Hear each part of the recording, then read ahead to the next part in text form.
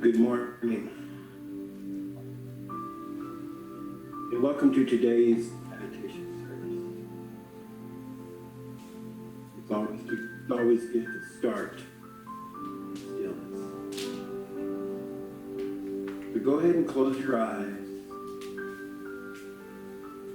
Keep your back straight. And let's take a nice deep inhale through the nose and then exhale out of the mouth.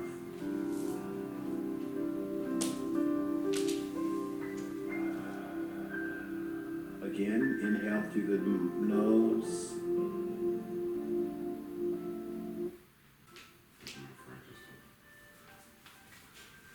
We can only breathe in the moment.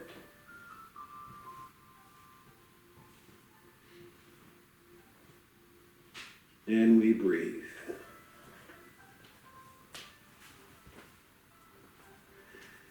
So now we allow this breath to guide us into that still sacred place of the Most High, the throne room of the heart.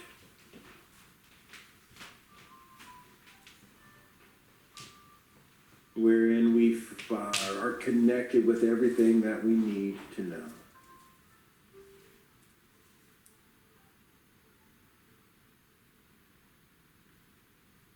Peace. Be still.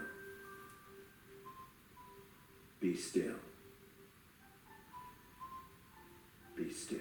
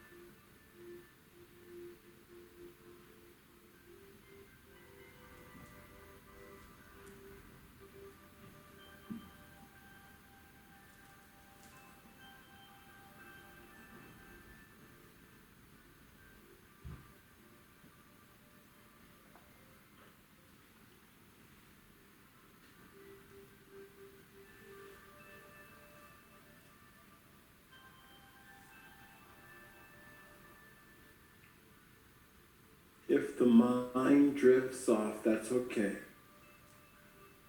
Just gently bring it back to the breath.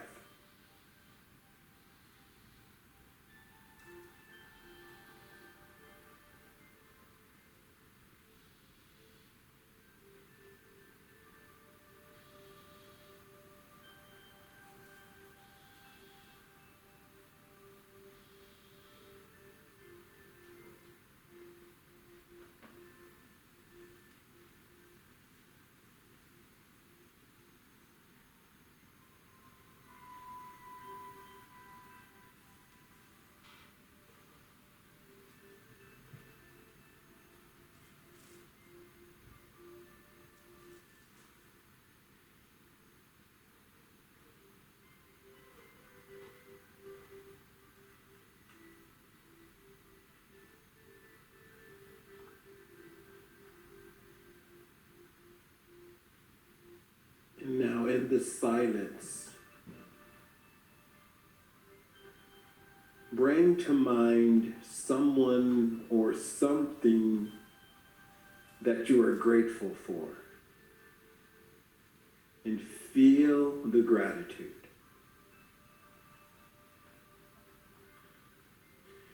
And now allow that feeling of gratitude to create a small smile on your face, or maybe even a larger smile.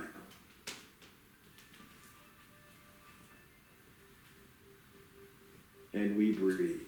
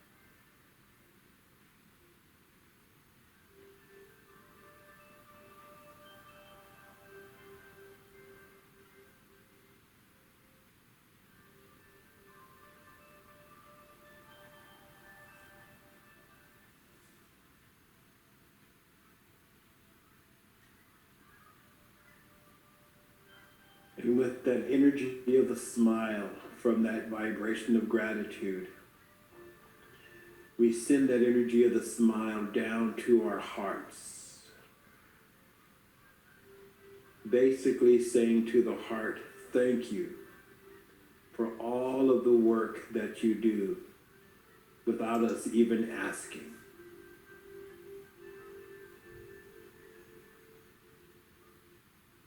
And we breathe.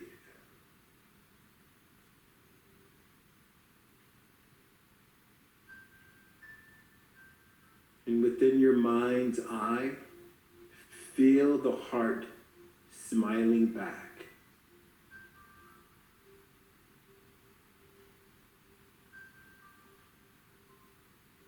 In essence, it is smiling, saying, you're welcome.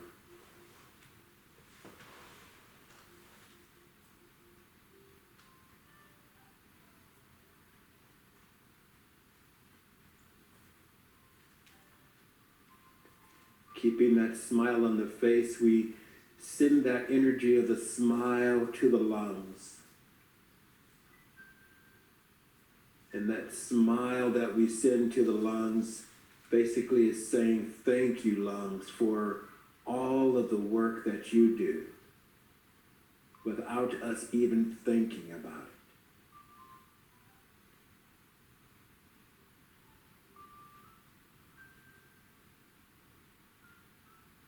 And we breathe.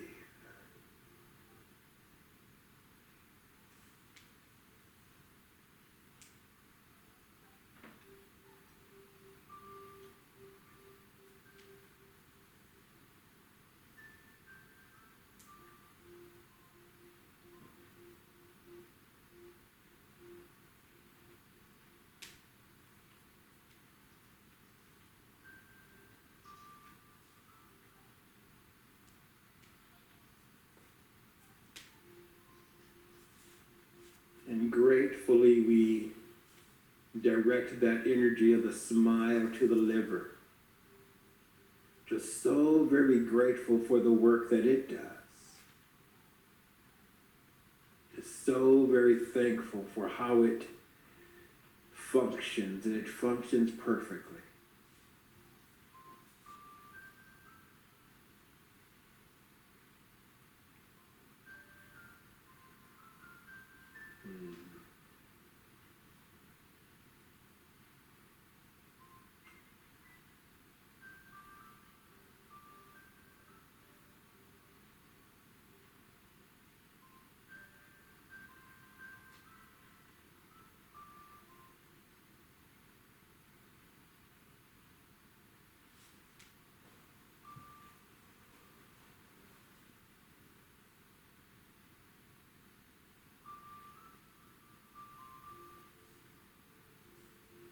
And in this vibration of gratitude and love, we smile down to the stomach.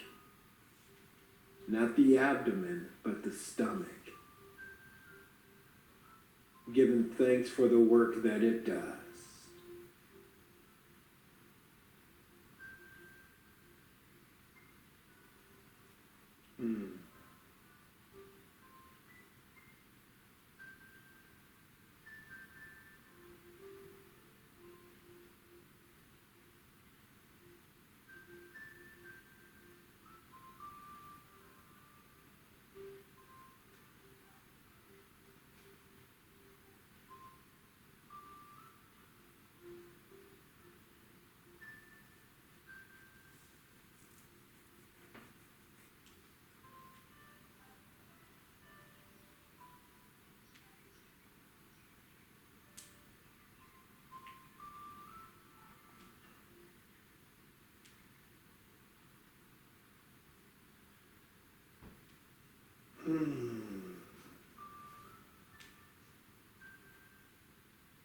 And with that smile still on our faces, we direct that energy of the smile to the intestines, both large intestines and small intestines.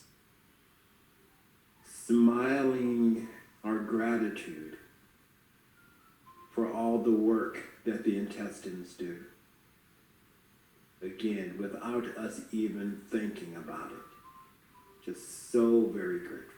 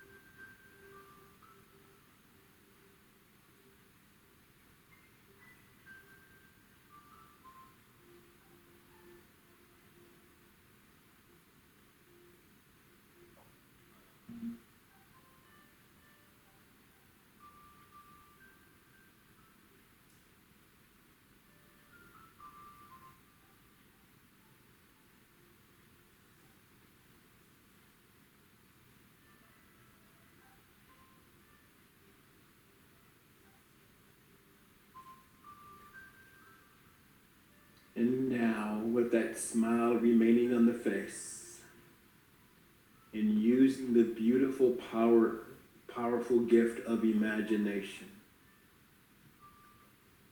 bring someone to your mind's eye that you are grateful for, and direct that energy of the smile to them. And then see them smile back to you.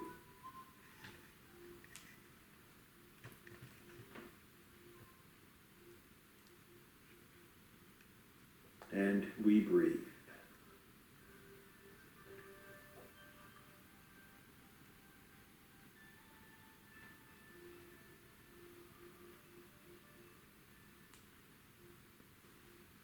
And then bring someone else to mind and give them the smile.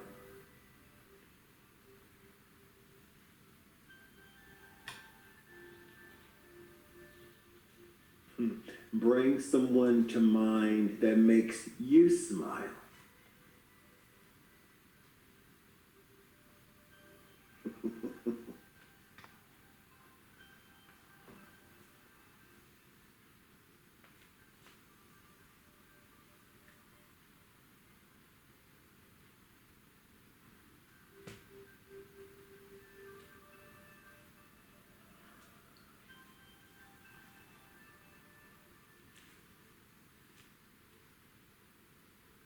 Once again, using the power of the imagination, see yourself rising above your house, your city, your state, the nation,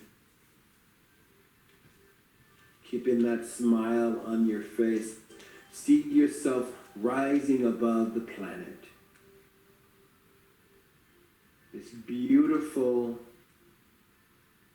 spiritual plane we call home.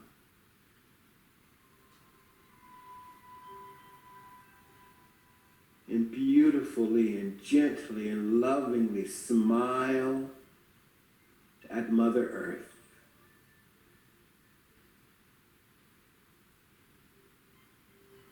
Thanking the earth for all that it does, providing all that we need.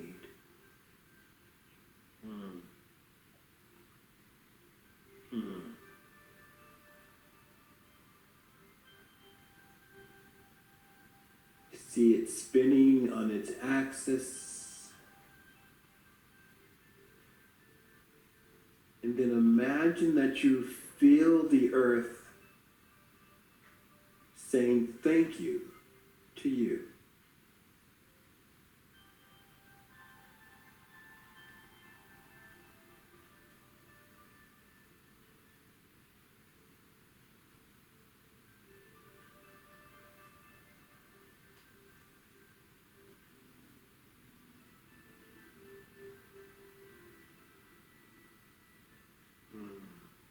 Yes.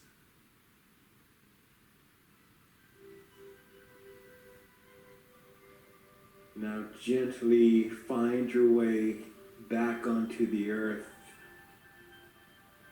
You see the nation coming into view, your state, your city, your home, and you are home.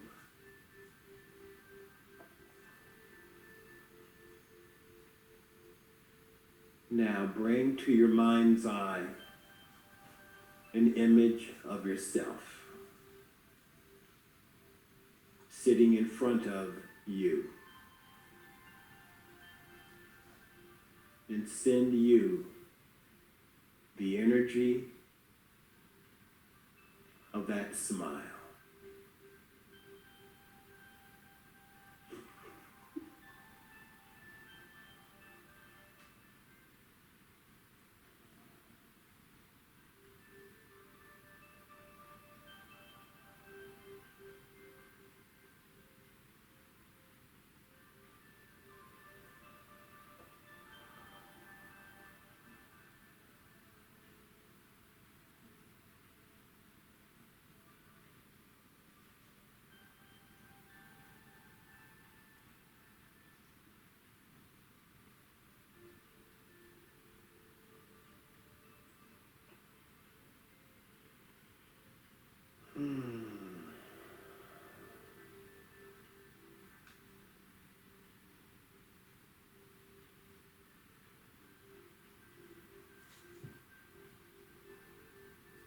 And now we take another inhale and we exhale.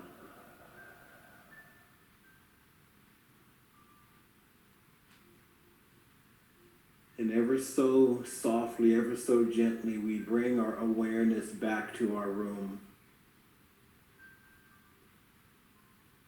Feeling the body temple, feeling the feet on the floor, feeling our bodies supported by the chair or the bed if you're lying down. Becoming aware of the energy within the room, the sounds in the room, the light in the room. And when you're ready, and only when you're ready, you may open your eyes.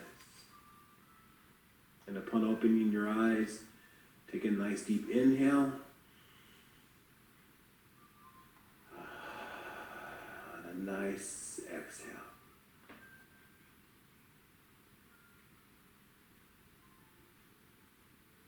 And this concludes this morning's meditation.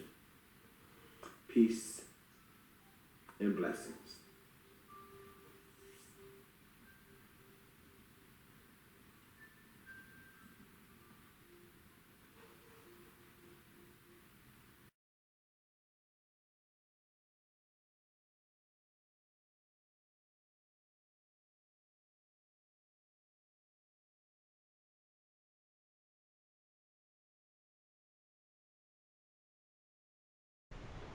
Good morning.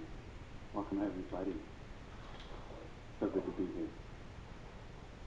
I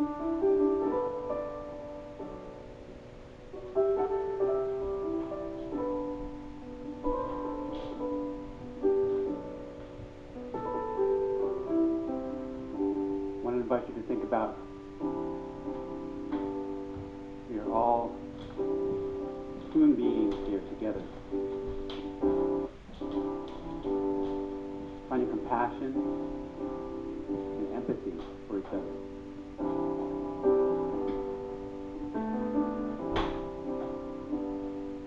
It's okay. I don't need you to say sorry. If your words don't come out right, 'cause I've got space to allow it to be broken. I wanna feel your other side. Let's be gentle but honest and tell it like it is. Open up a path inside. When I think I know you, I may be wrong. You're just a part of a real human being. If I try to show you the better sides of me, they're just a part of a real human being. I'm just a part of a real human being.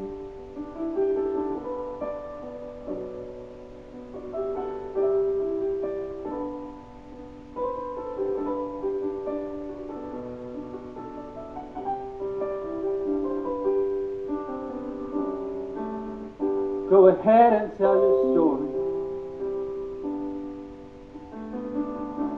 I want to hear it come from you. Open hearted, never boring. Just let me know if there is something I can do. I'll be gentle, but honest. Tell it like it is.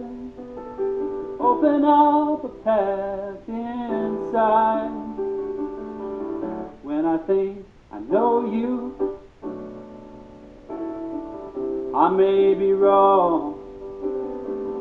You're just a part of a real human being.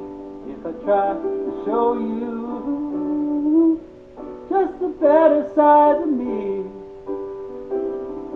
they're just a part of the real human being. I'm just a part of a real human being. I've got a past to heal from. You got things you're scared to say.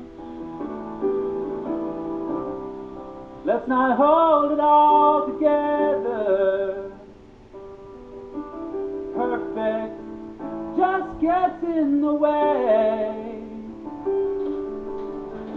When I think I know you, oh, I may be wrong. You're just a part of a real human being. If I try to show you just the better side of me, they're just a part of a real human being. I'm just a part of a real human being. I'm just a part of a real human being.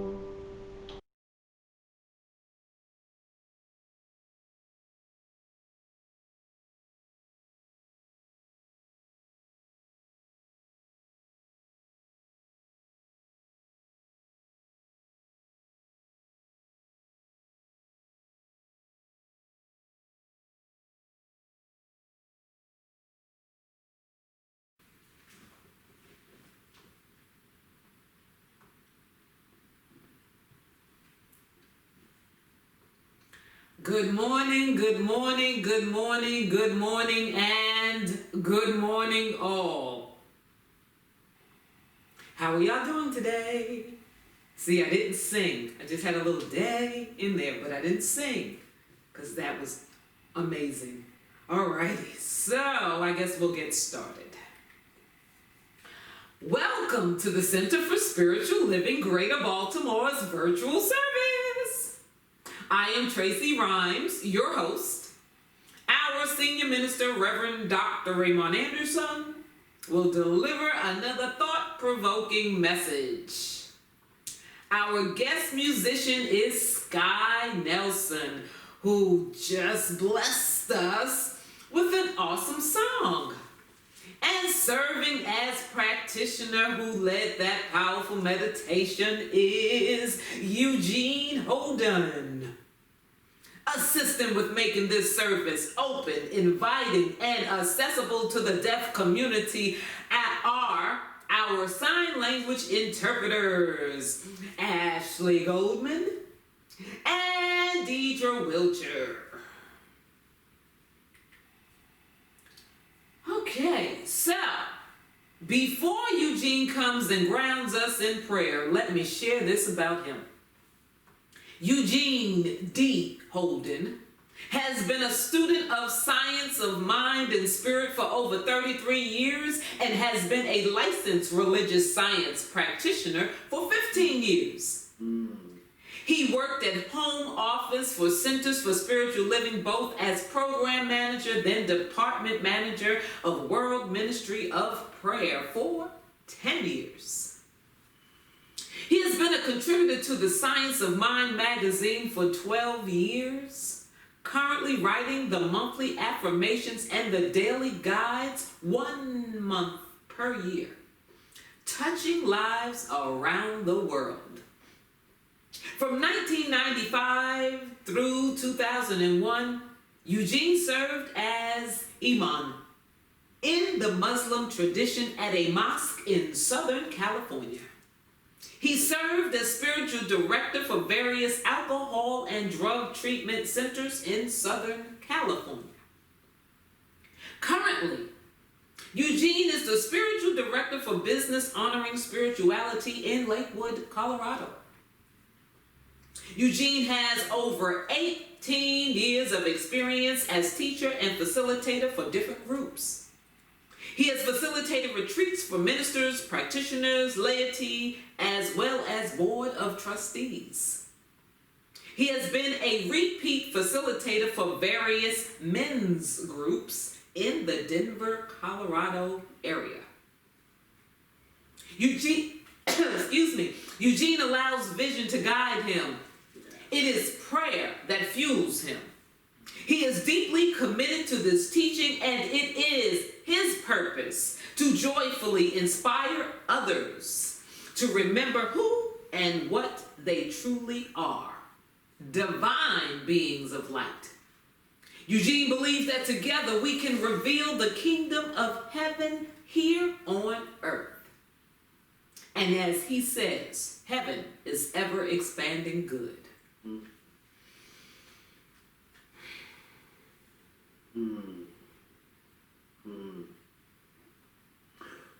So join me in this beautiful vibration of answered prayer. And as usual, I begin my prayer from a place of gratitude. I am so very grateful. I am so very grateful because I know that even before all of us got here today, that this prayer, that our prayers are already answered. I give great thanks because I get to recognize first and foremost that there is this definite, infinite intelligence that's called by so many names. And in its original form and by its very nature, it permeates, it penetrates, and it fills the interspaces of the universe, meaning that there is no space where that which I call God is not. I recognize that this infinite intelligence, which is at the very center of the universe, has no circumference, which means that there isn't anything that exists outside of the infinite presence of God, for truly God is all there is. In the beginning, God, the Alpha, the Omega, the in-between, that all that there is and never shall be is God revealing himself in all that we see, all that we do not see, all that we know, and all that is yet to be known. All there is God.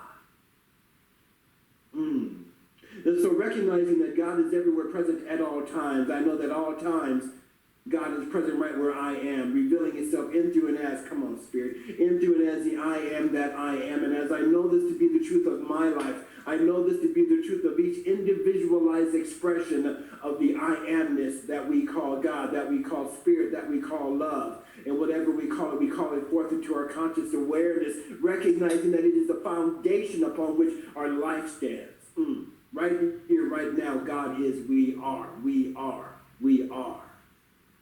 And so it is in my awareness of our oneness in this thing called spirit, in this oneness of this thing called life, that I speak this word for today's service.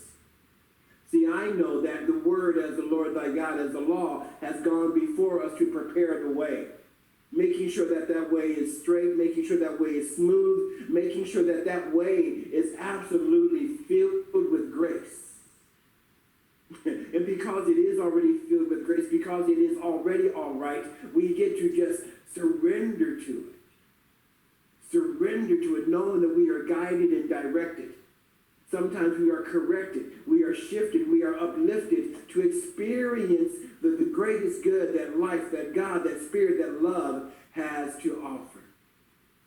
And so I also speak this word for our spiritual director, our spiritual leader, the Reverend Dr. Raymont Anderson, knowing that he continues to stand boldly on the foundation of spirit, moving out of the way to allow spirit to move him in beautiful and divine ways, knowing that the word that he speaks comes from the abundance of a heart, and it falls on open and unconditioned ears. See, I know that this time is good. I know that we are blessed, and I know that we are a blessing. And for this and for so much more than my eyes can see, than my ears can hear, for this and for so much more than these words can ever possibly convey, I truly do remain forever grateful and thankful. And so it is from the space of gratitude and thanksgiving that I now release my word into the beautiful and dynamic, potent activity of the law. Because I know that as I release my word into the law has no other recourse but to return these words unto us, not void nor empty, but absolutely and completely fulfilled. And so fulfilled, we allow it to be. I know that it is so because I declare it to be so. And so it is. Amen. Whew. And so it is. And so it is. And so it is. Thank you, Eugene.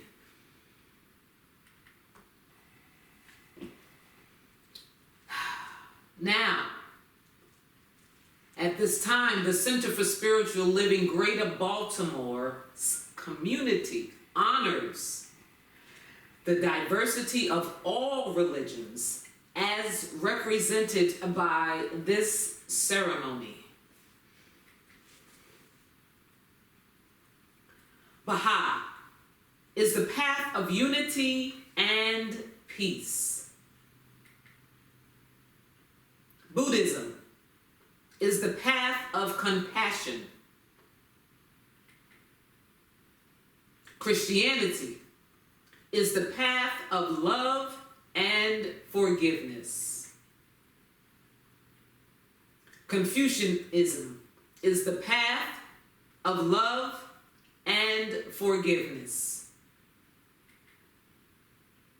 Hinduism is the path of knowledge, action, and devotion.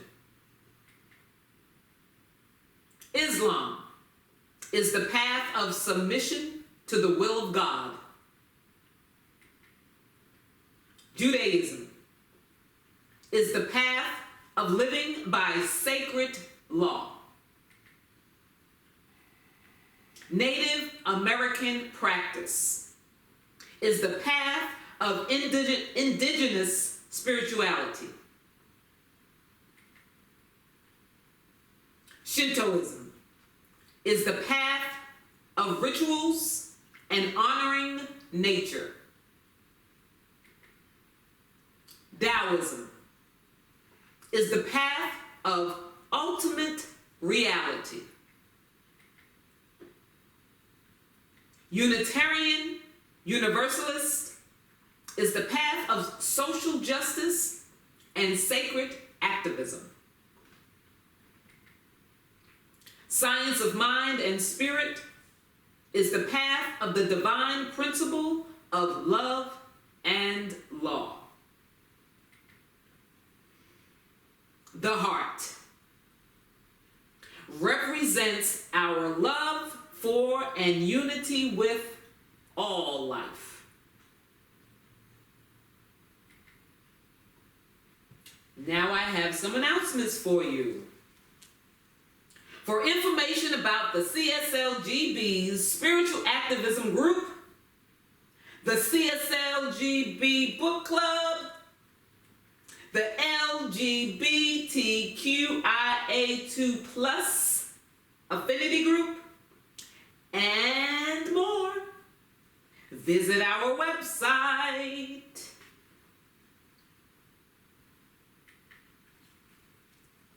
I pause for a moment.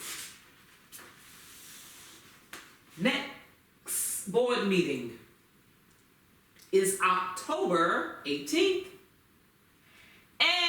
Everyone is encouraged to attend if at all possible. This way, you can stay informed and find ways you may be able to serve with such things as the new building search committee, community service, and social event planning. Sounds exciting, I know. You're ready. We'll see you at the meeting. Now, do you subscribe to CSLGB's YouTube page? Follow us on Facebook, Instagram? If not, we are encouraging you to subscribe and follow starting today. Yes, today. All right. So, the Science of Mind textbook exploration group facilitated by our very own Reverend Dr. Ray. That happens on Wednesdays from 7 p.m. to 8:30 p.m. Eastern Standard Time. If you have not participated, may want to consider it. The investment for this is a love offering directly to Reverend Dr. Ray. For more information and to join, send an email to Raymont at cslgreaterbaltimore.org or Raymont Anderson at raymontanderson.com. Another hot one. Thursday night study group facilitated by licensed practitioner Dr. Ronnie Ellington. This is a perfect opportunity to dive deeper into the Sunday's messages delivered by Reverend Dr. Ray and others. For more information, contact Dr. Ronnie at SISTERRONI@AOL.com. Love offerings are appreciated, and to ensure that your email is identified, put CSLGB Study Group in the subject.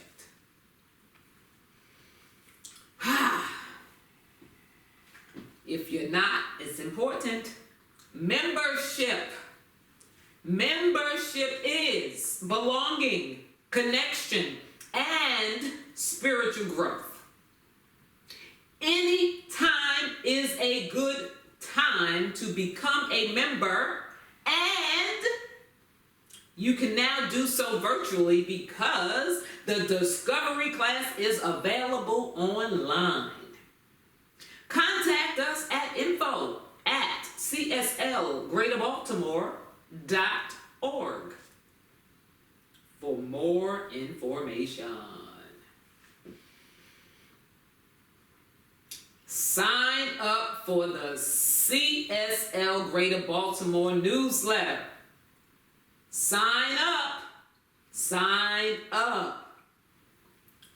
Here's the reason why.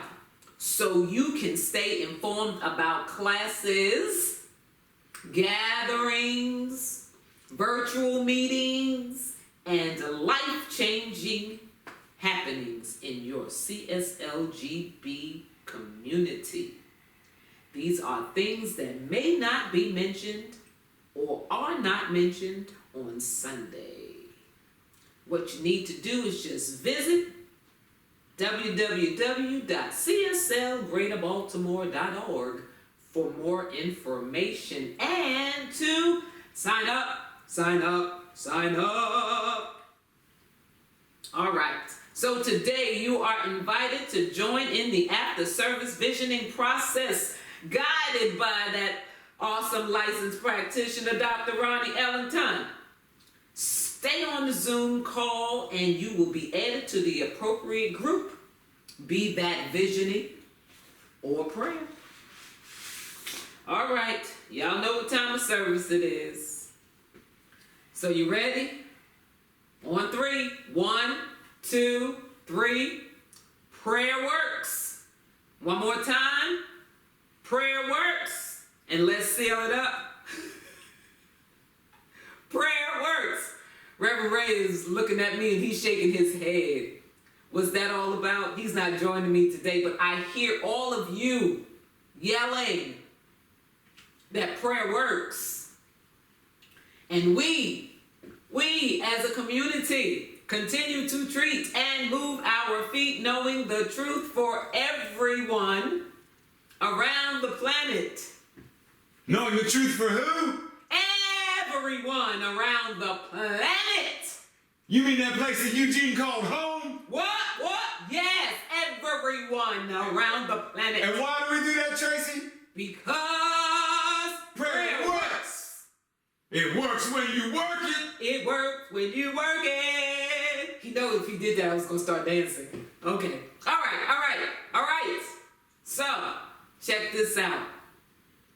Practitioners are available after today's service for one-on-one prayer. And if you can't hang out, you can always send prayer requests at any time to info@cslgreaterbaltimore.org. All right, what's going on? There we go. Ha! If you were with us earlier, you got a little taste from our guest musician.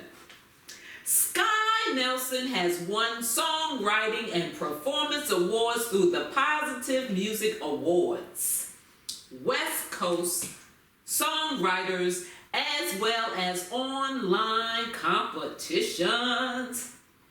As a prolific pianist, guitarist, and singer-songwriter, he has self-produced or co-produced 11 original albums, including the most recent unreleased Stand For Me. Sky is also an author and physicist, studying the meaning behind life's funny coincidences. His first book, Living in the Flow, The Science of Synchronicity and How Your Choices Shape Your World, was released by North Atlantic Books in 2019. His writings, research, and music can be found at www.skynelson.com. I give you Sky.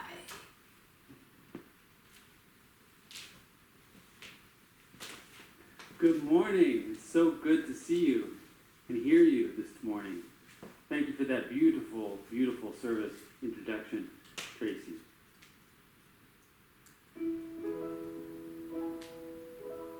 I want to remember how good it feels to lift each other up.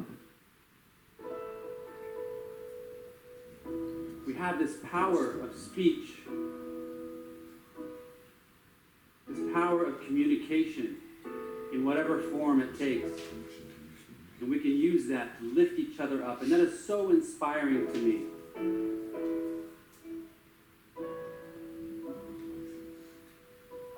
We are here to build each other.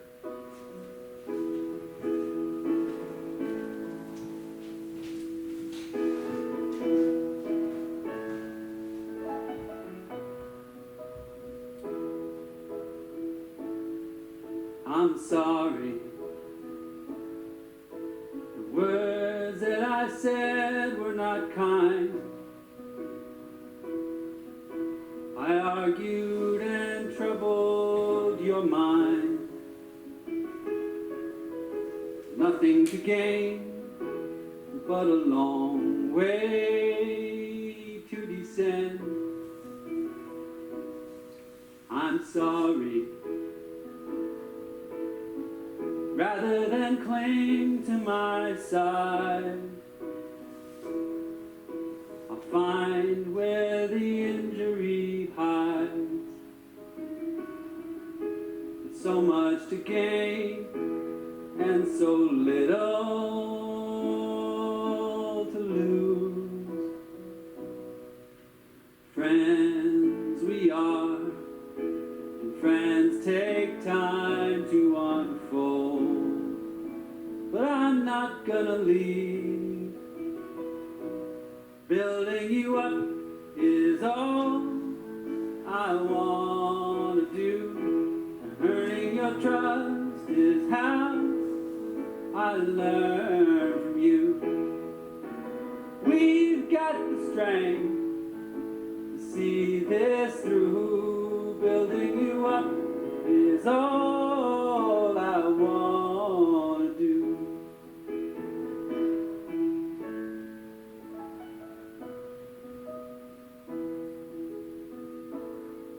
I'm sorry. It's scary to me to be wrong. So I fight back and hope that I've won.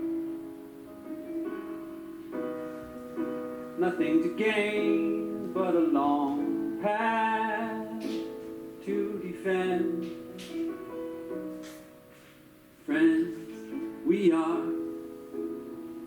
Friends take time to unfold.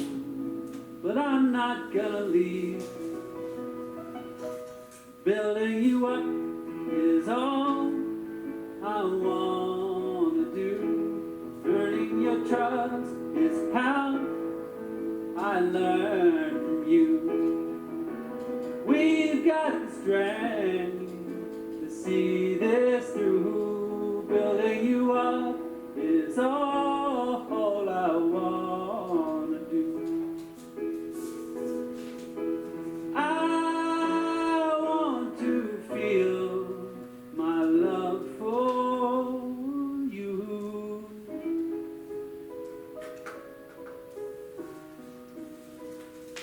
Building you up is all I wanna do.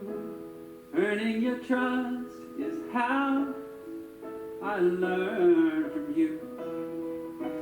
We've got the strength to see this through. Building you up is all I wanna do. Building you up is all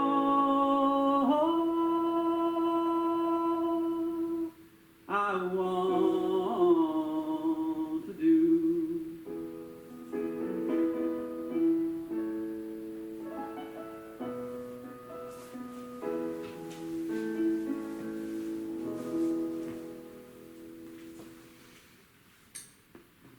Oh, thank you, Sky.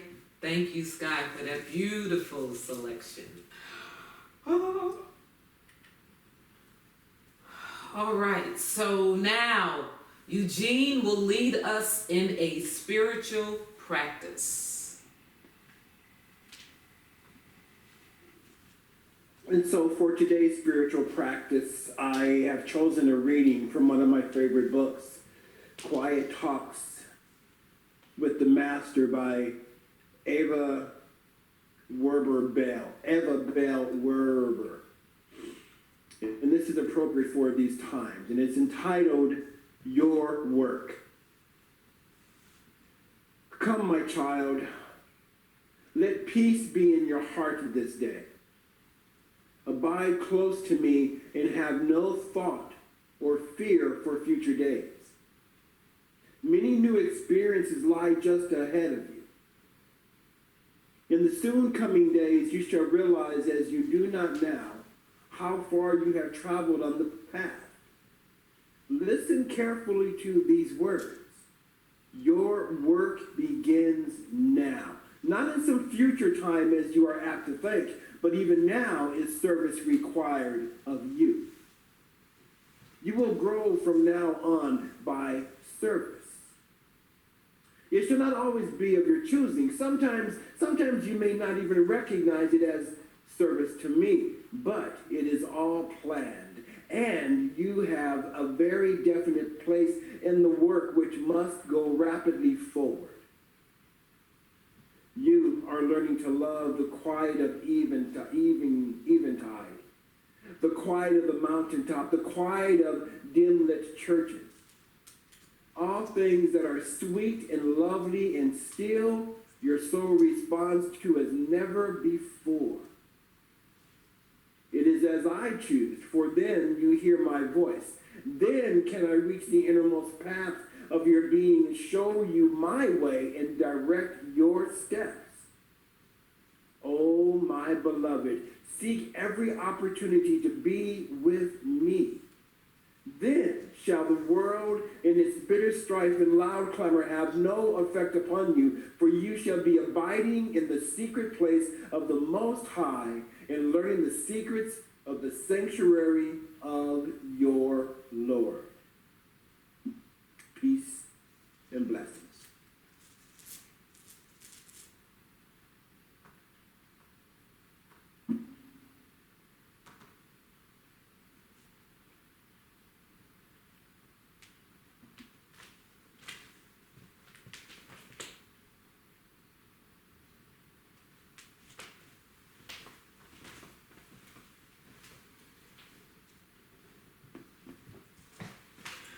Thank you, Eugene. Thank you, Eugene. Thank you, Eugene. Now, for a word from our senior minister, Center for Spiritual Living, Greater Baltimore. This is why. Reverend Dr. Raymont Anderson, who has frequently been referred to as a Renaissance man. One look at his resume and the reason becomes clear. I can do this with a smile. As a lifelong learner with a passion for self-development, personal transformation, transmutation, and self-awakening, he lives his bliss as a teacher, mentor, speaker, minister, and so much more. His mission is to live, move, and be an active, which is an acronym, authentic, compassionate, transparent, inspired, vibrant, and empowered member of society who serves to educate, elucidate, emancipate, awaken, and empower people and communities. Reverend Ray, you're already here, so all I can say is drop that science. I'm not the scientist. Sky is the scientist for today. Take your cap and leave me alone. Okay, thank you very much. Appreciate that. Thank you, Tracy. Yeah. So since our powerful pre-service meditation led by Master Sifu Eugene and our amazing music, I feel like we've already had service today. So I'm gonna just leave. No, okay, I'll stay because Tracy would probably get mad. But yeah, so I already feel like we've already been steeped in like the energy of what we're gonna be talking about today. Like I really feel like everyone who has been present, even if you weren't here for the pre-service meditation, and even if you weren't here for the pre-service introduction song, and even if you happen to be in the waiting room right this moment and you're just getting in, so you didn't hear anything Tracy singing the introduction songs and the announcements, like even if you didn't get any of that, just the energy and the vibe in the sanctuary of creation, I feel that we are all very well enveloped and infused with what it means to recognize that we are all one. That we're all intimately, infinitely connected because there is only that which God is showing up in, through, and as all that is. Like there, I can't remember exactly who said it, but there's a scientist, Sky might know. There's a scientist who said connected to each other biologically, to the earth chemically, to the universe atomically. And so what we know is that biologically, chemically, and atomically, anatomically, like based on the atoms, that each of these three things simply are different ways of saying we are all connected spiritually, atomically. I said anatomically, didn't I? Didn't I say anatomical? Did I say? Yeah. When I meant to say? I got a head nod. It's one of those mornings. See, if Eugene wasn't so powerful in prayer and stuff, and Scott wasn't so powerful in music, then I wouldn't already be hyped up, because I'm already hyped up. So I'm going to just breathe for a second. Take three. So today we're talking about this thing called cosmic connections, recognizing that we are all intimately and infinitely connected, whether it is by our atoms, by our biology, by our chemicals. Like, we are all connected because those are simply different words for saying spiritual. Different ways of saying we are all connected by that which is God. So today there's this theme, this idea of just like me. And just follow me for a second when we go here. Knowing, Tracy's messing with me. Again. Oh, good grief, man. Knowing that we are each an individualization of the one infinite self, we can move towards a greater compassionate understanding that everyone around us is doing the best they can with what they have in the time that they have. When we can find compassionate understanding, follow that again, when we can find compassionate understanding and care for ourselves in doing the best that we can, we are able to transfer our compassion to those around us. Right? You got that? When we are compassionate and care for ourselves, it is much easier to then extend that compassion and care to others. Is that right, though? Because, I mean, we have this idea of, but like, do I really show compassion and care to me? Tell me, Nosuke, know thyself. Do I know myself well enough to see that I have value? Do I know myself well enough? Am I willing to know myself well enough to care for myself? Am I willing to know myself to such a degree that, as Sky mentioned in his second song, that I am willing to build myself up so that I am then able to extend that to others? I mean, how many of us, either we do it ourselves or we know someone who does it, they burn the candle at 7 different ends. The candle ain't got but 2. But they burn the candle from the top, the bottom, 6 points on the side, and anywhere else that they can possibly put a match. Burn the candle to take care of so many other people that they are always running on fumes. How many of us, either we do it, or we know someone who does it, that we don't take the time to recognize our own intrinsic value to care for ourselves? Because if we're not caring for ourselves, then how are we really able to build someone else up? To hold someone else up? To pour into someone else's life if we're empty? If we're broken, if we're coming from a place of self-condemnation, self-criticism, self-judgment, isn't it much more likely, isn't it easier if I judge myself for me to judge Tracy? Versus if I'm far more compassionate with myself and I realize that just like me, she's doing the best she can. Just like me, she, with her means and talents, and she is doing her best to have and be an individual who is at peace and happy and joy-filled. Even if I don't agree with the manner in which she does it. Like, I don't think she should drink the green smoothie with all the spinach in it. It's not my choice because the green smoothie's nasty. To me. They're delicious. To me, it's nasty. But if I say Tracy is doing her best, just like me, to be healthy and whole and be the expression of that, then it is far less likely that I will judge her and her green smoothie, even though it's fun. But I will find it far easier to be in a state of ease and grace and judge her less. Right? Just like me, she's doing her best. Just like me, our neighbors are doing their best. Just like me, each person that we meet is doing their best with what they know,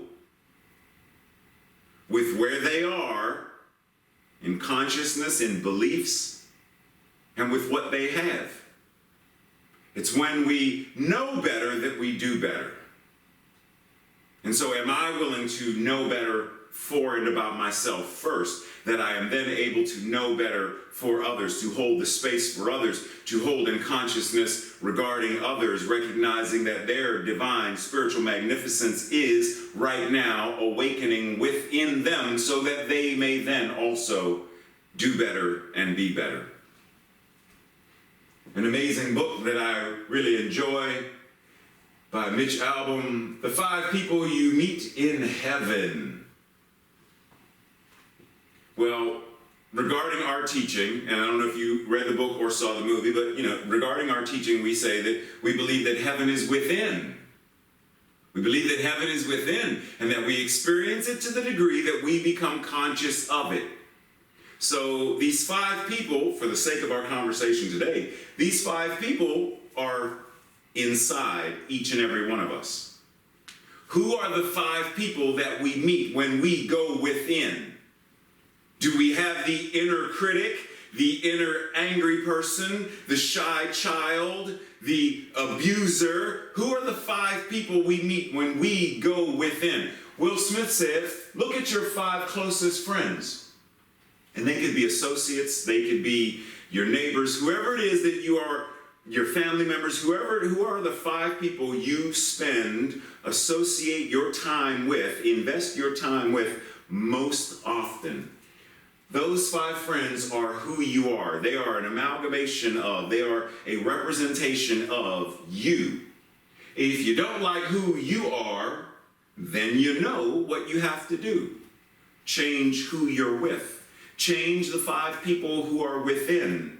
As within, so without. So if the 5 people that I have around me are people that I really don't like, Tracy and I just watched an episode of Twilight Zone Season 2, where, not going to give you any spoilers, so relax, breathe, just breathe. Well, Ashley was looking like where there's a young girl doing her best she's doing a science experiment regarding psychic abilities, and there are bullies in this, they're at a Catholic boarding school, and the one girl who is the chief bully, if you look at her and the other bullies, they are representations of each other.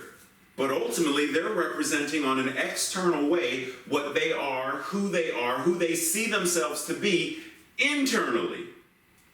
So these 5 people, these 5 belief systems, these 5, whatever they are, paradigms, levels of consciousness, like whatever we're calling them, if we go within and we find, well, who am I expressing myself to be?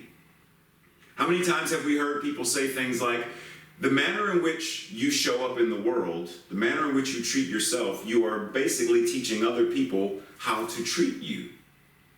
So do I treat myself with judgment and criticism? Because if I do, then I'm going to find myself consistently saying things like, oh, you are so clumsy, you are so stupid, you are so lazy, you are so this. And if I'm speaking it outwardly, or I'm behaving in that way, then am I not giving off an atmosphere that then encourages others to not build me up? Or maybe they're building me up to be an even stronger and greater demonstration of self-criticism. Because they're going to mirror it right back at me. They're like, well, Ray criticizes himself.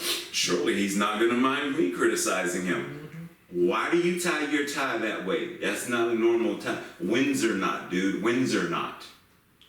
Why do you wear superhero stuff? If I criticize myself so much, then do I not give other people permission to do the same? So how am I intimately connected with who I am being? Am I intimately connected with how I show up? Am I intimately connected with the way in which I express as a divine incarnation, individualized expression of God? I love myself so much. Do you? Do you? Do you love yourself? And if so, how much? Do you love yourself? Do you love yourself at all? Because there are a lot of us who would say, well, it's a challenge, and I have a difficult time. But we know this song, I love myself so much that I can love you so much. Tracy's over there singing now. That you can love you so much, then you can start loving me. That you can start loving me. I love myself so much so that I am expressing this love so that you feel it. And then you are able to love you so much. And then through the law of reciprocity and circulation, as I sow, so shall I reap. Because now you are giving back the same energy that I gave to you. I love me. Loving me makes me love you. Loving you, you love you, makes you then love me. Law of circulation. Or is it easier? I judge myself so much. That's why I judge you so much. Whoop. I don't support myself very much. That's why I can't support you very much. I hate myself so much. That's why I can hate them. You know who them's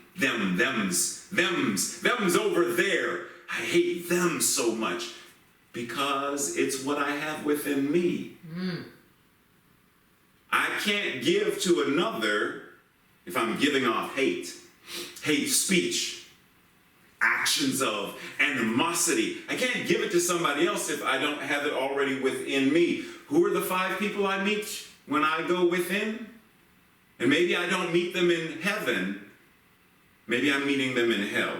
Because if we believe that heaven is within, and we experience it to the degree that we become conscious of it, then we must also believe that hell as a state of consciousness is also within, and that we will experience it that to the degree that we allow ourselves to be conscious of it.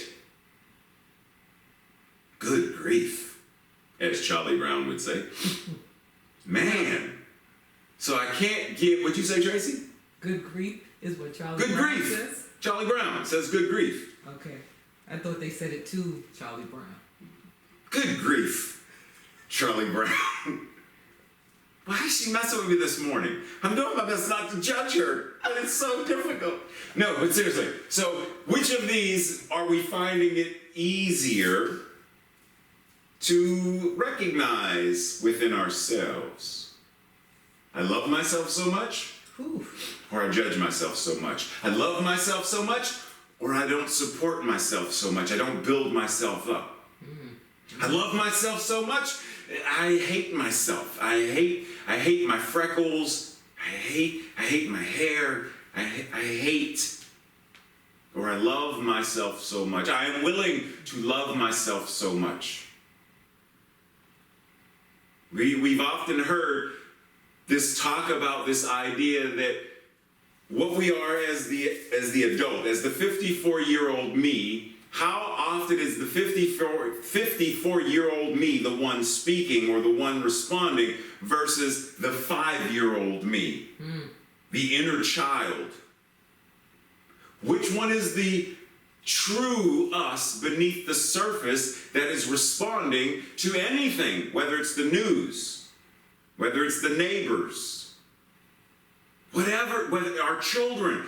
Is it the 5-year-old me that is yelling at my grandchildren? Is it the 5-year-old me that's yelling at my son and daughter-in-law? Is it the 5-year-old me that's yelling at the neighbor? Is it the 5-year-old me that's yelling at the postman? Is it the who's yelling at who?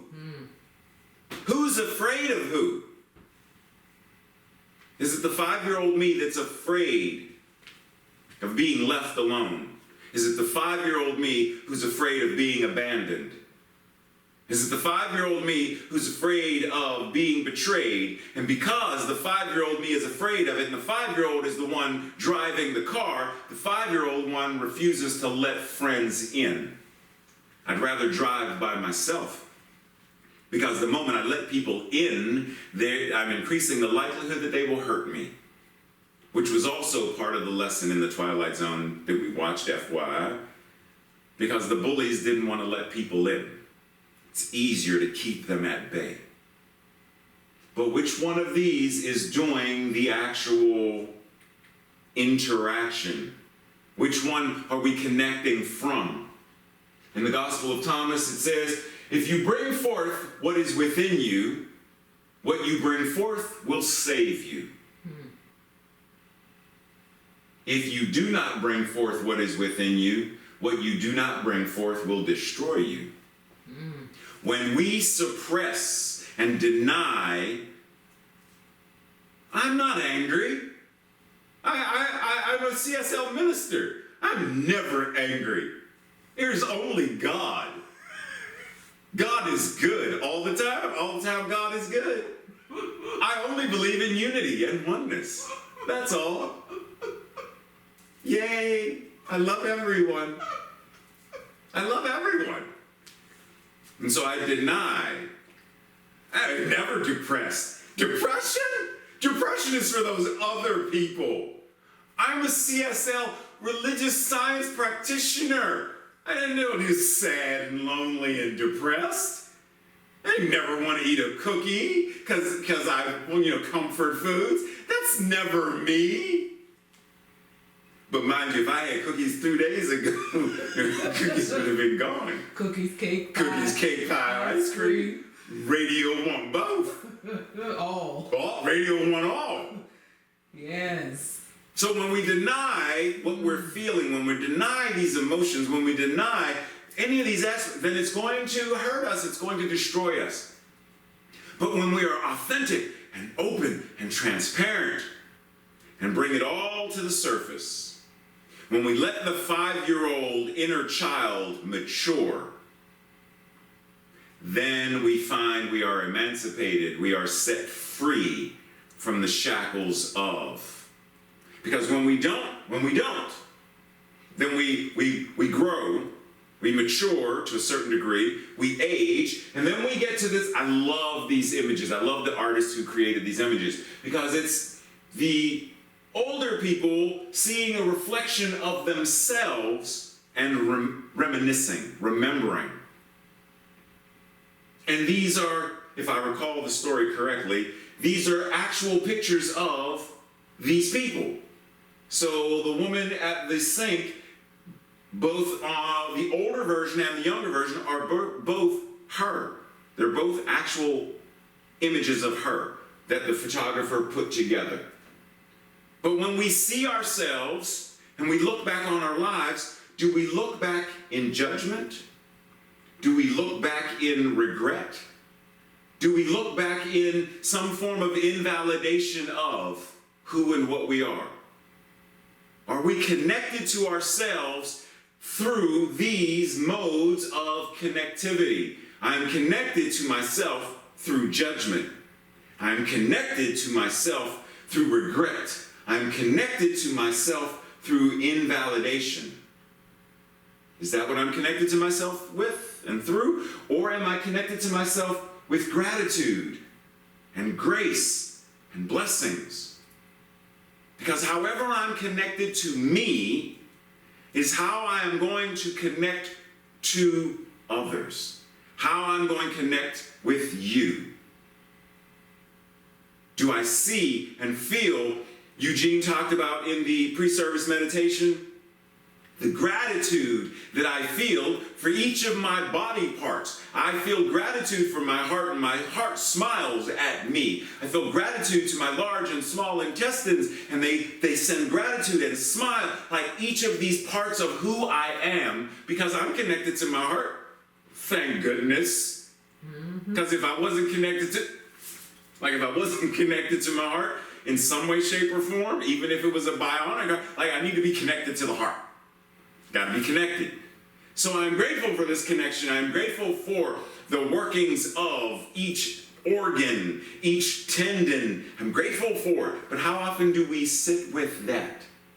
How often do we bless our own body temples and smile in gratitude and move with ease and grace? Because once again, if I am intimately connected with myself at this level, then I have no choice. Let me say no choice. Then I have no choice, because that's what my cup runneth over with. My cup runneth over with gratitude and joy and grace and ease and blessings to such a degree that, of course, I'm giving from the overflow. Just like me, you are seeking happiness in your life. Just like me, you are doing your best to avoid suffering in your life. Just like me, you too have known some level of sadness. Just like me, you want to be loved. Just like me. And when I can acknowledge this for myself, then it's easier for me to communicate with others, to see others in this light. Just like me, you were once an innocent child. Just like me, you are on a spiritual journey. Just like me. And if I can connect with myself recognizing this, then it's easier to connect with you recognizing this. It's easier to understand that we are all connected. Atomically, chemically, biologically, spiritually, we are all connected. Eugene established that there is no circumference in God, like there isn't one. So there's nothing outside of it. And if there's nothing outside of it, then everything within it is of it, is in it. It is in all that is. There is only, so how could we not be intimately connected? Through everything. We talk about 6 degrees of separation as a way of identifying that Oprah and I are simply 6 people apart. There's me, and her. And if I know those people, then I can do the combination and get there, right? But we're 1 degree to all that is, because I'm God, she's God. I'm God, you're God. There is only that which God is, the infinite I am, that I am ever becoming. And that truth is what's true for all of us. And yet, the challenge of recognizing that we are connected with everyone and everything is we are going to find people that we don't like. We are going to find people that we don't get along with. We are going to find people that are, quote unquote, our polar opposites. We are going to find people who are filled with hate. And nonetheless, our charge, our work is, how do I see the divine connection even though? Ernest Holmes says, what we outwardly are and what we become depends upon what we are thinking and breathe. So our thinking determines who and what we are outwardly, and who and what we become. Our thoughts are prayers, and we are always praying. Be mindful, be careful, take charge of what you're, that's a lot. That's a whoa. Because, I had some thoughts the other day. Wow.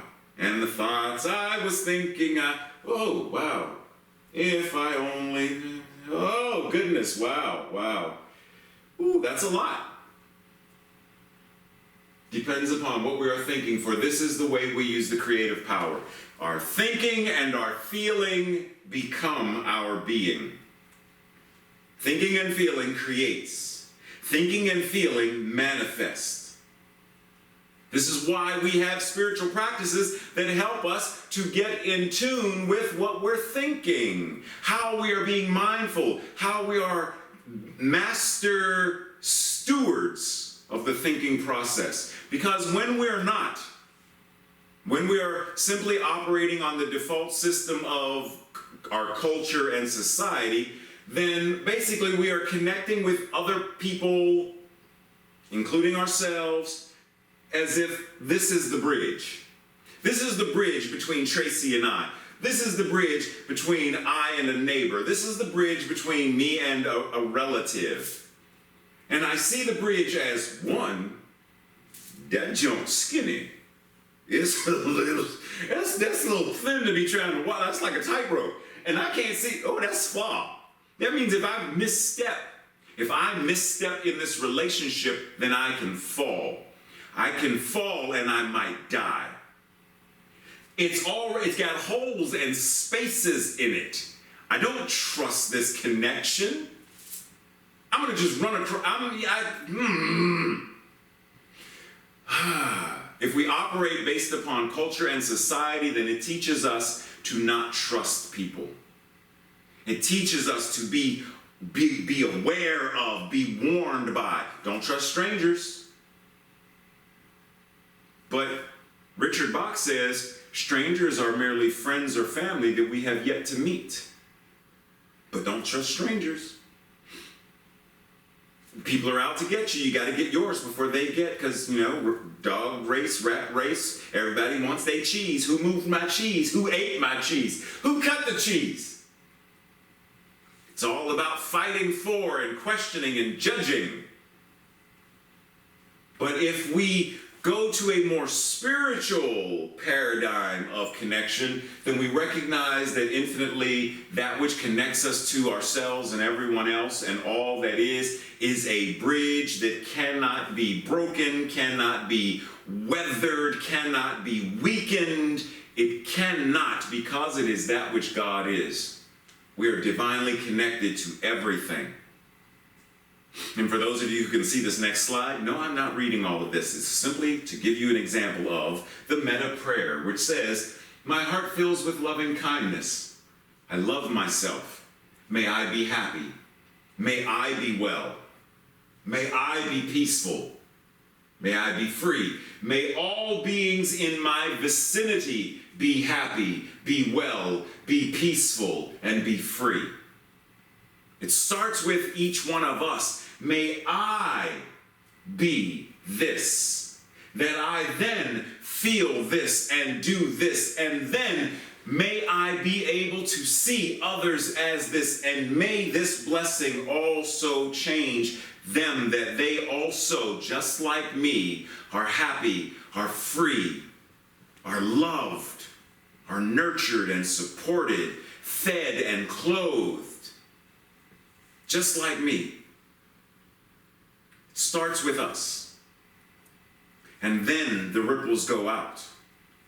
So that the work is recognizing that any global connections, no matter where on the world it is, however it's all connected globally, all of these global connections start as a local connection. Eugene connected all of our body parts. The toe bone's connected to the ankle bone. The ankle bone's connected to the knee bone. There's the leg bone in there, but the knee bone. Knee bone's connected to the neck bone. And them's the working of the Lord, right? So the idea is when we recognize that we are demonstrating the connection of spirit in our own physical body temple, how our parts connect and move, then I recognize that my left hand and my right hand are connected to a wrist, connected to a forearm, connected to an elbow, connected to a tricep, bicep, connected to a deltoid, connected to a core. It's all connected. The left and the right are connected. Just saying. Two hemispheres of my brain connected. Two parts of a heart connected. It's all connected. But when I focus on they're apart, I can even move them further apart. They're still connected. How do I focus on and recognize the intimate connection of the local so that that connection can then be recognized and demonstrated as a global, as a world that works for all? Because once again, if I can't make my house work for me, I can't make my body work for me, I can't make my mind work for me. Ooh, that's a lot. If I can't get my mind to do what I want my mind to do, then how do I get my body to act the way I want my body to act? How do I get my life to work the way I want my work? I don't know how to focus. Become a steward of my thinking, my feeling, my speaking, my doing, my being. Build myself up, nurture myself, smile at myself, care for myself. And then let that cup runneth over, that I then build others up, pour into others, support others, nurture others, hold the space for others, pray for others, smile at others, whether they smile back or not. Ernest Holmes says, in turning to the law, realize that it is a law of reflection. Life is the mirror of king and slave. What we reflect out to the world reflects to us. When we smile at the world smiles back. We change our reflection to that of God reflecting through us. What comes back is the same, and he says, if not more, and I'm going to just say, is the same and more, and even greater. I came that you may have life and have life abundantly. Not I came that you may have life and maybe abundantly. We hold these truths to be self-evident, that all of us are created in the power, the principle of equity. And that among these are the right to be free, the right to be happy, the right to be blessed, the right to be a being of joy. But it starts with us and our willingness to reflect that outwardly. Ernest Holmes said, the only God we will ever know is the one that we embody. So if we want to know God as love, then we must embody love. If we want to know God as wisdom, then we must embody wisdom. If we want to know God as cosmic connection, then we must embody cosmic connection. However it is that we want to know God, we must know ourselves.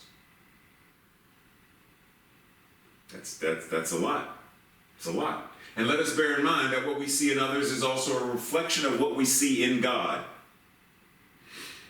So how do I see beyond? Licensed practitioners are trained to see beyond the condition, beyond the effect, beyond the surface. Because then I can see through illness to wellness. I can see through discord to being of one accord. Disharmony, I see through it and I see harmony. Let us bear in mind that what we see in others, I see God in you. I don't see the surface as being the truth of your being. I see past that through to the truth of your being.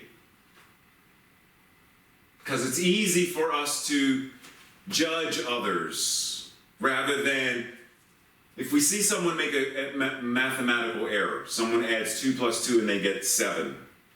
Do we blame them and condemn them as you are evil, you are a sinner, you should be cast into the fiery pits of hell? Or do we simply recognize that there is an error in how they are working the law of mathematics? How is that any different than a clan member? You have used the law of co-creation, the law of creation, the law of mind and action to add two things to get the quote-unquote wrong answer. You have added black plus white equals othering, equals hating someone, equals you're miscalculating this equation. And so in the same way that we train others to say 2 plus 2 equals 4, 4 take away, right? We work through the equation, the law of mathematics. Why do we not do the exact same thing with culture and society? Recognize that it is a misrepresentation, a miscalculation of principle that is creating this less than life affirming thing called injustice, racism, sexism, homophobia,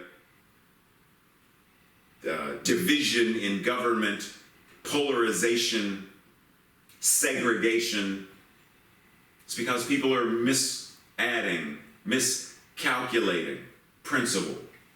But that's where the work is. The work is precisely there when we are most challenged by people to see through it, to see past it, to see beyond it, and not anchor ourselves to it as if it is what must be.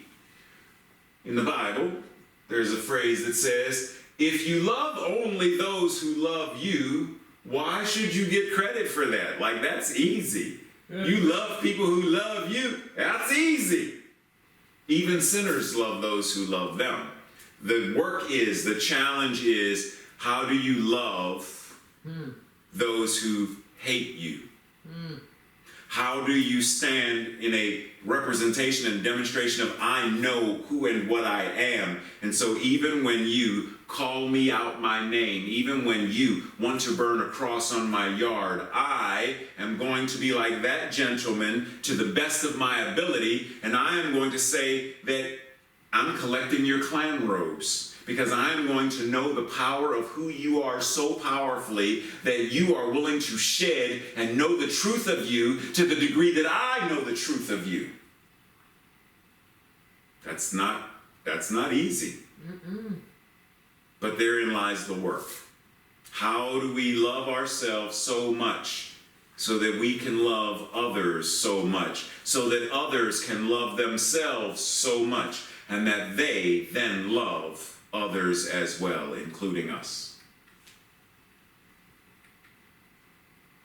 Ernst Holmes said the relationship between the individual and the universal mind is one of reflection. What we image for ourselves, it images for us. This divine, intimate creation and connection, how we use our minds to image or imagine, is how spirit images or imagines back to us. Because there's only one mind, and that mind is God. So what I imprint in my mind is imprinted in the mind of God. And what's imprinted in the mind of God, law says yes, and it gives it back to me. Today's application and practice, connecting with ourselves. What do we do to better acquaint ourselves with ourselves? What do we do? What do we practice? How well do we know ourselves? How well do we know what we want, what we need, what we desire? There's a book, it's a practice, nonviolent communication, and one of the things that is emphasized in the writings of nonviolent communication, nonviolent communicators, is to talk about, what do I need? Not judging, not criticizing. What do I need? What do you need? And then how do we go to that base place of what is needed to build the bridge, to find the connection, because then we're not at each other, we're with each other. But if I don't know what I need, I don't know what I want. Do I want the chicken sticks or the fish sticks or the cheese sticks or the bread sticks? Do I want sticks at all? I don't know what I want. I can't make up my mind. Hey. Just saying. Do we know what we want? How friendly and compassionate are we towards ourselves? Are we our own best friend or our own worst enemy? Connection with spirit. What do we do to connect with spirit, God? What do we do to know and know that we know ourselves as God individualized? How unified with God do we feel at any given moment? Like we have thousands and thousands of spiritual practices that help us connect with ourselves and connect with spirit and connect with others. But the thing is, once again, we have to do the work. We have to do the practice. We have to do whatever it is in order to reap. You know, you got to take the seeds out of the packet and put them in the ground and then water them and tend to the soil. And that takes work. And sometimes that work means getting on your hands and knees and getting dirty and then having to wash your jeans. And like, it takes work. But if we want the zucchini, we want the great pumpkin, we want whatever it is, then we have to be willing to do the work. Connecting with others. What do we do to improve our interpersonal communication and relationships? How do we build rapport with others? How often do we other others and segregate ourselves from someone because of what they think, believe, where they live, how they dress, etc.? I mean, how many of us actually engage in conversation with someone that we know believes something completely different? Like, I'm still friends on Facebook with, like, as long as you are respectful and we can converse, then I'm friends with people on Facebook who have a variety of beliefs about a variety of things. Because the more I am open, the more I am willing to engage, the more the consciousness of the vision, awakening humanity to their spiritual magnificence and a world that works for all, the more that's going to come about. But if I close the doors, I'm not going to talk to you because you drink a green smoothie. I'm not going to talk to you because you are a cat person and I'm a dog person. I'm not going to talk to you because of what side of the aisle you are in Congress or Senate. I'm not going to talk to you because of who you voted for. I'm not going to talk to you because of what you believe about God or you believe in God and I'm an atheist. Or if I close the door, if we close the door on all of these, then how do we ever truly build a world that works for all? How often do we engage others with a smile, with a hello, with a how are you? Breathing as we prep for our declaration, our affirmation for this week. I'll read it first, then together. Today I embody and express all of God's good outwardly, so that each person I meet can have the same experience of good, and I'm adding, or God, through me. Together. Today I embody and express all of God's good outwardly, so that each person I meet can have the same experience of good, or God, through me. And we breathe as we prepare to re-engage the musical mastery of Sky Nelson. And by the way, just want to throw this out there, Jim and I interviewed Sky. That's how I met this amazing gentleman. And if you haven't read his book, Flow, and I can't wait for the other ones, because I'm like ready to read now. It is a very powerful book and probably going to be a book that we're going to use for a study group or something, just so you know. So anyhow, back to my thing. So now let us welcome the musical mastery of Sky Nelson. Thank you, Sky.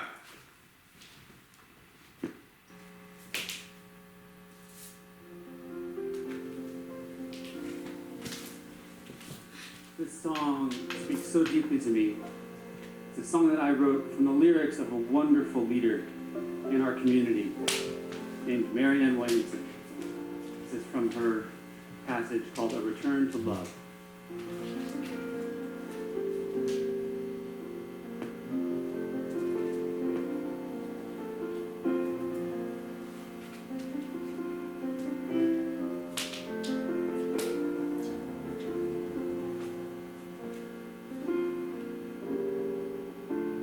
We ask ourselves, who am I to be brilliant, gorgeous, talented, and sure? But you're a child of God. Why would you play small, make others feel secure?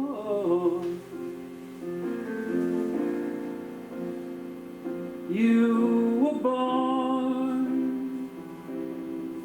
to manifest the glory of within. Our deepest fear is not our weakness.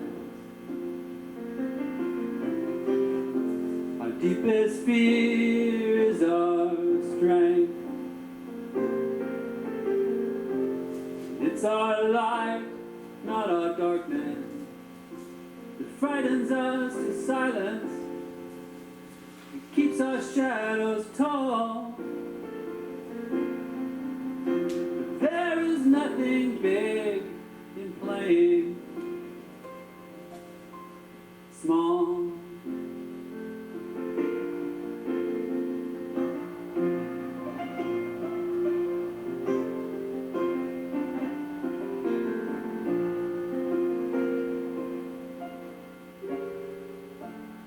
When we let our own light shine, unconsciously we give our friends the strength to do the same.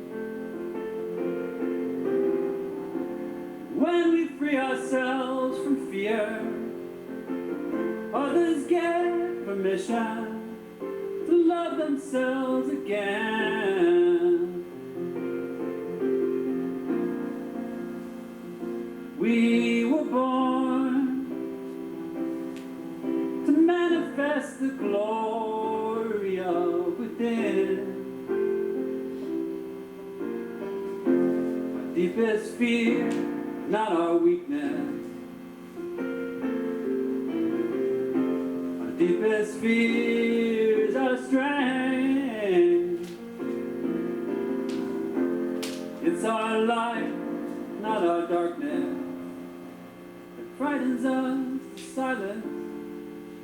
It keeps our shadows tall. And there is nothing big in playing small. And it's not just in me. And it's not just in some of us. It's in everyone you meet. There's not a single one of us that isn't fabulous.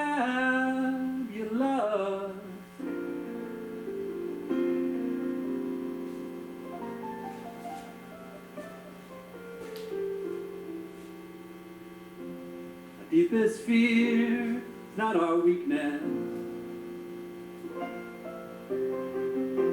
Our deepest fear is our strength. It's our light, not our darkness, that frightens us to silence. It keeps our shadows tall. But there is nothing big in playing small. No, there is nothing big in playing small.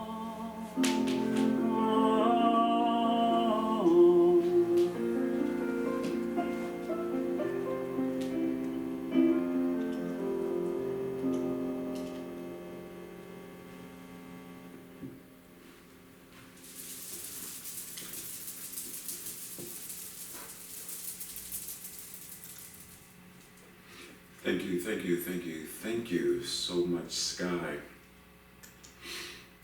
It's such a beautiful reminder to know that, like, there's no benefit, there's no reason for us to play small. The infinite I am God itself, Spirit, Source, capital U, Universe, has chosen to incarnate itself, individualize itself, express itself in, through, and as each and every one of us. Can't play small with that. So why do it? So this point of service, we gather together to recognize the infinite wealth, prosperity, and abundance we are as a community, knowing that we as a community are not playing small. We as a community are stepping into our greatness, are expressing our greatness, are being that which we are as God expressing as the CSL Greater Baltimore community.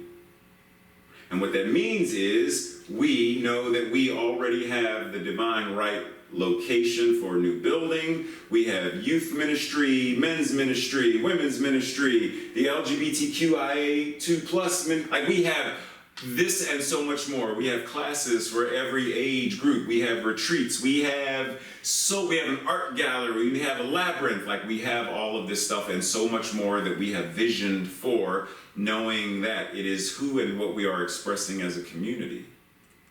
And so we must also recognize that in order to demonstrate this and manifest this as the physical, we pray, we treat, we move our feet, and we also tithe, offer, and give financially, because we know that there is also the financial business side of what it takes to run a spiritual center. And so this time, we anchor into what that means. And we remember that the practitioner core of CSL Greater Baltimore has pledged that by the end of December to raise $5,000, and at this present moment it's at $3,147.50. And the practitioner core, yes, applause to the practitioners. And we remember that this pledge is in addition to the tithing that the practitioners already do. So there's the tithing to the center that the Prac Corps does individually, and there's this separate pledge that the Prac Corps is giving on top of to expand what it means to be CSL Greater Baltimore. And the Practitioner Corps has extended an invitation to the community to also double or match, like however you want to say it for yourself, double your tithes and offering, or match what the practitioners are, like however you want to do it, but it's recognizing that you are able to give from your overflow to such a degree that we are demonstrating and manifesting an abundant and prosperous center and community to do all of the great work that we have chosen to do in the greater Baltimore region. And because we already recognize we are a international center per se, because we've had folks join us from Jamaica and Canada and a whole bunch of China, like a whole bunch of places people have joined in virtually, we know that there is no reason for that to end. That's right. So there are three ways that you may give of your tithes and offerings: through PayPal, text messaging, or the postal mail. Keeping in mind that you can add a memo or some kind of note to say if you want to divide up how your tithes are circulated or given. So you can say, I'm giving, half of my tithe to the new building fund and the other half to general tithes and offerings. I'm giving 25% of it to the emergency care fund, and like you can divide up how you want it. And if you're not sure what these other ways are or other things are, feel free to email or contact myself, the treasurer, Sue Monahan, or any of the board members and ask. And when sending things through postal mail, double check with Sue Monahan, the treasurer, to make sure that you have the address that she wants postal checks, money orders, etc. to be sent to, because I know that there was a recent issue with someone who sent in an offering. So double check with her just to make sure. And if there are any questions upon anything else, regarding anything else, tithes, offerings, donations, etc. regarding, feel free to go to the website, feel free to call, email me, feel free to check in and ask. At this time, let us declare what we know of ourselves as a prosperous community. Are you ready? Ready. Then let us begin. I joyfully, consciously, and gratefully participate in the law of circulation.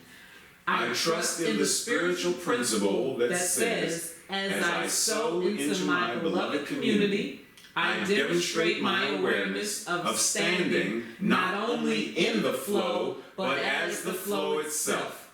As I sow of myself, my time, my treasure, my talent, I demonstrate my support and engagement in my community's vision, mission, and purpose.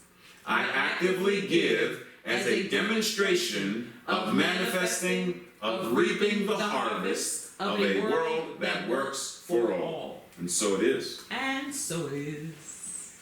So we come to that time of service that Tracy reminds you to go out and make today awesome. Yes. Make it an awesome day. Woo. Make it a day filled with awe and power and love and joy and connection. Find ways to connect with folks. And a reminder that today after service there is both one-on-one prayer. So if you want prayer, type into the chat that you are staying for prayer. If you are staying for visioning, no need to type anything. But if you are staying for prayer and visioning, then type prayer and visioning so we know that once you're done praying, you want to be envisioning. Got that? We good? Type prayer if you want prayer. Type prayer and visioning if you are doing both. And then we will make sure that you are, put where you need to be put. Other than that, it's time to close us out. Recognizing that there is only that which is the infinite power, presence of love itself. The divine, infinitely and always connected to what it is as each individualized expression. All that is connected, all that is in the one, all that is God. And so as we end service, we know that ending this particular form of service is only stepping us into the next phase of how we are going out into our own lives, into our own homes, into our own communities to continue to serve. We serve to smile at ourselves and at others. We serve to build others up. We serve to no longer play small, but to step into the greatness of who and what we are as the divine power and presence of all that is showing up in us, through us, and as us. So how we walk the walk, how we love this love, and how we shine this light never ends. For that which God is infinite, eternal, and ever expanding. And so we go forth as this power and this presence, love made flesh. And so it is. Namaste, everyone. Blessings, peace, and joy.